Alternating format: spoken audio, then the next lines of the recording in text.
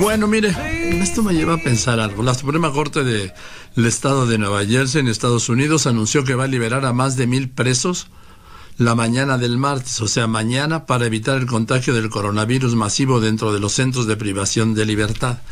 ¿Qué está pasando en los penales en México? ¿Alguien sabe? ¿Han dicho algo? Yo no tengo ninguna información de los penales federales, de los penales estatales, de qué están haciendo con los reos. Y hay penales como los reclusorios de aquí de la Ciudad de México, donde en una mazmorra de 4x4 metros conviven, si se puede llamar convivir eso, hasta 19 personas. No hay lugar ni para dormir en el suelo, por eso existen los que llaman vampiros, que son los que se amarran a las rejas de pie para poder dormir por las noches. ¿Qué pasa con toda esa población? ¿Quién la está vigilando? ¿Quién la está revisando? ¿Quién está viendo si tienen fiebre? ¿Si tienen síntomas? ¿Si tienen tos seca? ¿Si tienen problemas de respiración? ¿Quién está revisando a los más de 250,000 reos que hay en el país? Voy contigo, doctor Luis Estrada. ¿Cómo estás? Es lunes, analista político, director de SPIN. Doctor, buenas tardes. ¿Qué tal, querido Joaquín? Muy buenas tardes. Pues en la segunda semana de distancia social y bueno, pues parece que apenas esto va a empezar, pero fíjate que hoy la conferencia de prensa de esta mañana resume muy bien, me parece, lo que ha sucedido en los días recientes con el presidente López Obrador y las conferencias de prensa en general. A diferencia de la conferencia del lunes pasado, en la que el presidente atacó directamente el tema del coronavirus, independientemente del elenco que ya sabemos que existe en las conferencias de los lunes, que son el precio de las gasolinas, el video de avance de Santa Lucía, el aeropuerto, el video de avance de la refinería de Dos Bocas.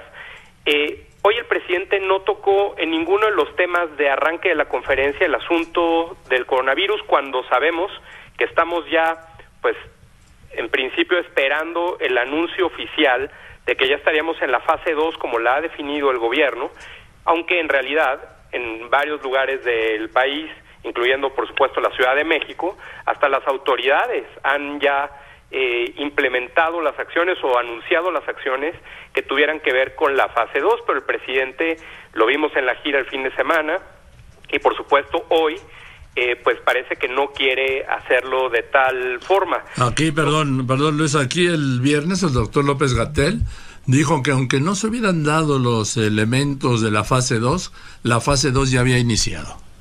Exacto, y fíjate, el día de ayer la jefa de gobierno, Claudia Sheinbaum, mencionó que estaban prohibidos a partir de hoy eventos públicos o privados de más de 50 personas. Sí. La conferencia de prensa, como mencionabas hace un momento previo al corte, tuvo 114 personas en un conteo aproximado, por lo menos más de 110, que es el doble del límite de lo que había mencionado la doctora Sheinbaum para la Ciudad de México. El Palacio Nacional pues está en la Ciudad de México y es un evento en el cual ya habíamos platicado, el presidente está ahí junto a integrantes del gabinete, están los reporteros, los camarógrafos, el apoyo de la oficina del presidente, y en todo momento se están pasando el micrófono sin ningún tipo de forma de limpiarlo. El presidente está tocando permanentemente la palestra que otros utilizan para hacer sus exposiciones, es decir, el atril también, como le llaman, donde está el escudo, el micrófono, en fin. Y el presidente, por ejemplo, le contamos hoy, se tocó entre pelo, orejas, cara, 19 veces después de tocar esta palestra, y otros también tocaron esta palestra. Entonces, cuando el presidente, me parece que no solo no está anunciando el inicio oficial de la fase 2, que repite durante el fin de semana que él va a ser la única fuente oficial para tomar en cuenta este inicio de la fase 2, es decir, hay que esperar a que él lo anuncie, no la conferencia de las 7 de la noche del subsecretario López-Gatell o de las autoridades sanitarias que estén ahí, sino esperar al presidente. Y tercero, cuando desafía evidentemente estas recomendaciones o estas sugerencias, incluso de funcionarios de autoridades que pertenecen a su mismo partido, pues entonces el presidente parecería que está retando a no solo la enfermedad, sino a la propia autoridad. Creo que ahí hay algo que el presidente no quiere. Entiendo que pues va a tener un impacto en la economía, pero el impacto ya lo está teniendo. El dólar está a más de 25, los pronósticos de crecimiento negativo para este año de 4 puntos porcentuales. Entre más rápido salgamos, y eso creo que nadie se lo ha podido mencionar al presidente, o si se lo han mencionado, pues el presidente no lo quiere asimilar, que es, si entre más rápido entremos, más rápido vamos a salir de este tema, y apenas, si acaso empezaríamos a entrar cuando pues ya estamos viendo las tendencias entre los casos que se reportan y los casos que empiezan también a contar como fallecimientos, pues a otras tendencias incluso superiores a países que ya también vemos que están en medio de una tragedia en términos de capacidades de los hospitales y otras. Hoy, Joaquín, se cumplen 479 días de gobierno, fue la conferencia 329 de lunes a viernes, y hoy le preguntaron al presidente cómo se sentía de salud y cómo estaba.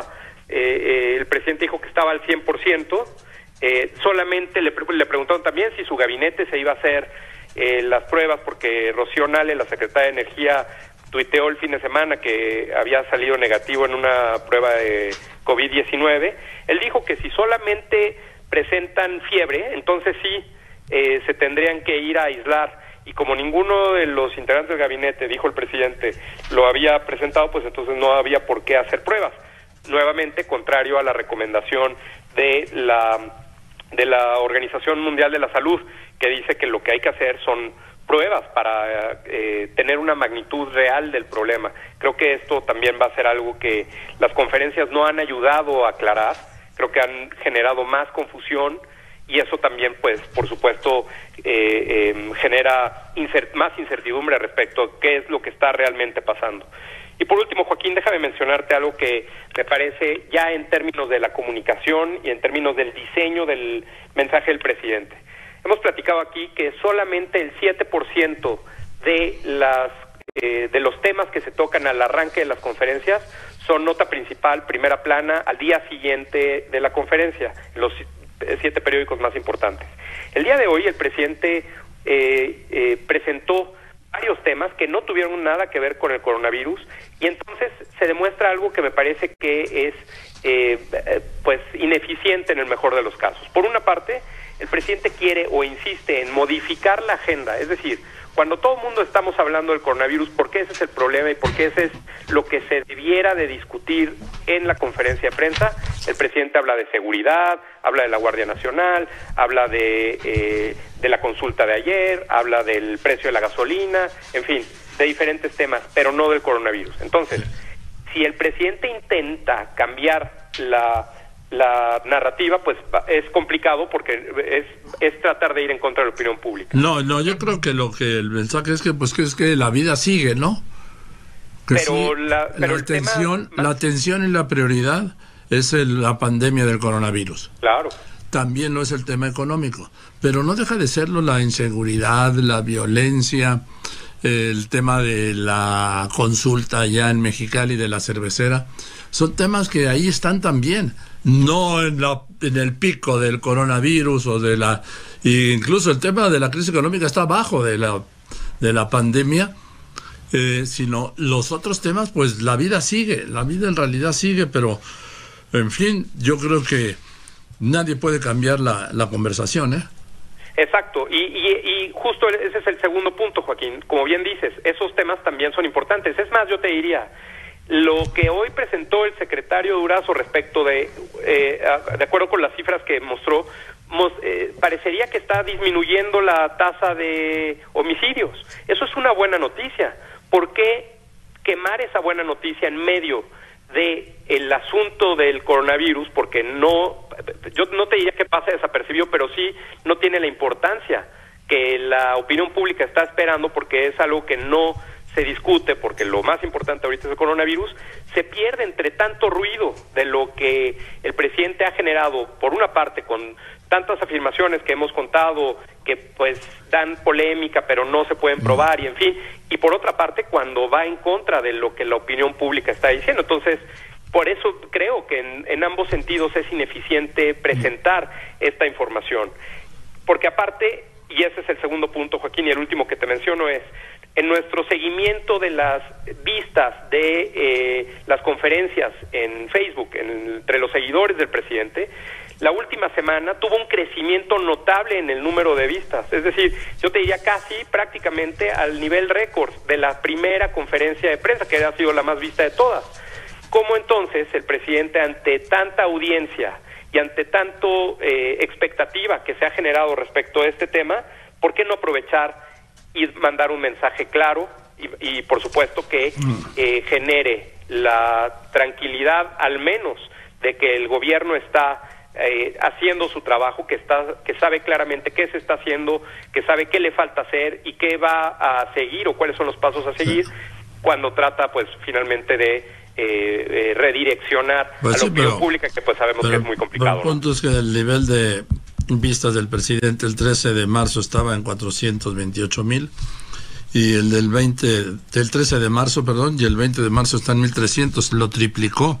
Sí, es más, desde la semana, 16, 17, 18, 19 y 20, la semana anterior, estuvo en el 1,000,000. Así es. Imagínate cómo desaprovechar esa oportunidad para entonces tratar de cambiar la conversación. No creo que lo logre, veremos, pero pues la gente sigue esperando que el presidente muestre, me parece, la responsabilidad de lo que está sucediendo claramente a través de su liderazgo y de su ejemplo. Bien, gracias, Luis. Al contrario, querido Joaquín, aquí estaremos toda esta información, como siempre, si googlean SPIN y Conferencia Presidente, y también, por supuesto, en lopezdoriga.com. Gracias, querido Luis, te mando un abrazo. Igualmente, muy buenas tardes, el doctor Luis Estrada, analista político, director de SPIN.